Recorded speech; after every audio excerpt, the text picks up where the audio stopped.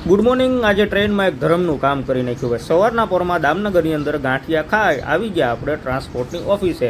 ટ્રાન્સપોર્ટમાં આપણા 2 ફોટા આવવાના હતા, એ ફોટા લઈ અને આવી ગયા આપણે એક મકાન જોવા માટે। મકાન જોયું ત્યારબાદ મિસ્ત્રીનો ફોન આવ્યો એટલે આપણે આવી ગયા ફરીથી પાછા ઓફિસે મિસ્ત્રી કામ ચાલુ હતું, પણ એને થોડુંક સલાહ સૂચનની જરૂર હતી, એ આપી અને આપણે નીકળી ગયા ઘર તરફ। મહુવા જવું હતું તો મેં કહ્યું ચાલો આજે ટ્રેનમાં જઈએ, સફરની મજા કરીએ। ટ્રેનની ટિકિટ લઈ લીધી મહુવાની, માત્ર 30 રૂપિયા। અને પછી બેઠા ભાઈ તો ઉપર પંખો ચાલુ, પણ ગરમી એટલે વાત જવા દો, એટલી હદે ગરમી હતી। અને આવી ગઈ આપણી ટ્રેનમાં બેસીને આપણે દામનગરના કહી દીધું બાય બાય।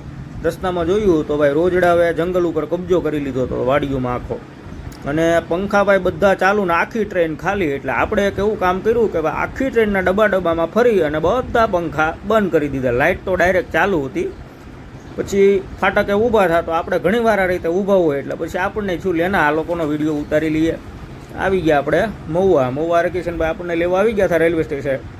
મને કે હાલ તને પુદીનાની સોડા પાવો। ભગવતી સોડામાં ભાઈ યાર્ડના નાકે આપણે પીધી પુદીનાવાળી સોડા, મજા આવી ગઈ। મિત્રો એકવાર ટેસ્ટ કરજો। અને પછી રાતે ભાઈ કાજલે રસ કાઢી રાખ્યો હતો રગડા જેવો, એટલે રસ રોટલી અને કોબીનું શાક ખાઈ પી અને પાછા પીશુબેનને લઈ અને આવી ગયા આપણે અલંકારમાં સોડા પીવા માટે। અલંકારમાં લીંબુવાળી સોડા પી અને પડી ગઈ રાત્રિ।